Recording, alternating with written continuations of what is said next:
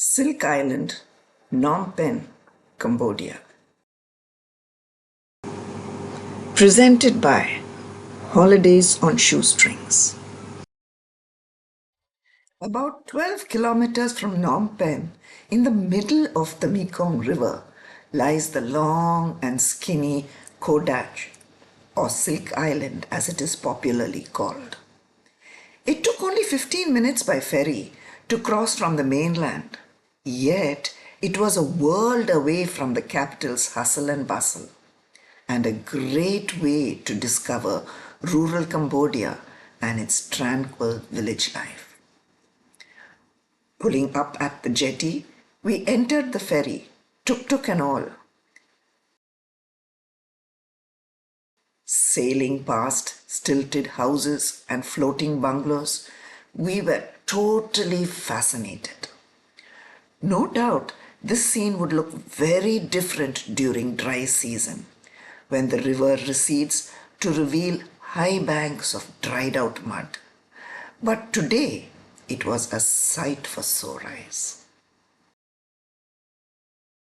Off the ferry and onto the island, we were riding past fields with bright green vegetation on either side.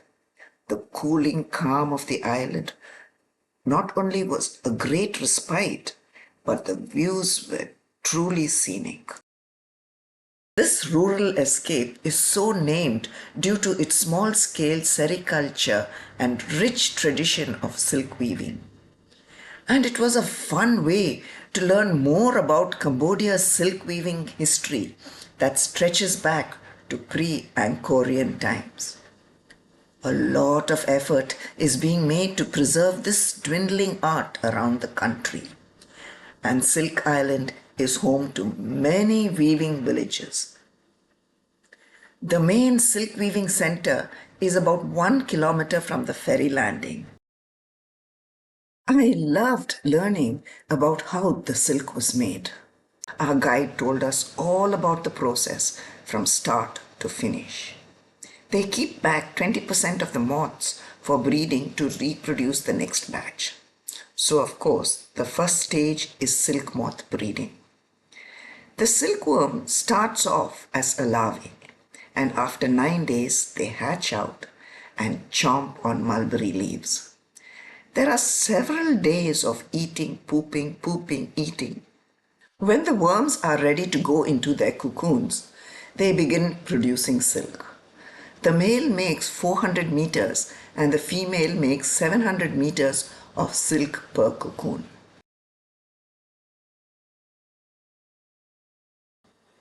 Once the cocoons were ready, they were put into boiling water to start to separate the threads, and the fine thread was spun onto a spool. Dyed, sometimes from the bark of the tree, root of the coconut, and also this leaf of the tree, and finally woven to create soft fabrics for an array of garments and other textiles. The looms were set up in stilted wooden houses where weavers sat with their handmade wooden looms and created patterned silk scarves and traditional khmer skirts. The patterns are so intricate that each family does only one pattern throughout their lives. Unsurprisingly, there are plentiful opportunities to purchase locally made products, with everything from bed linen and table runners to gowns, scarves, shirts and ties in an assortment of colors and sizes. Unlike other places, there were relatively few tourists.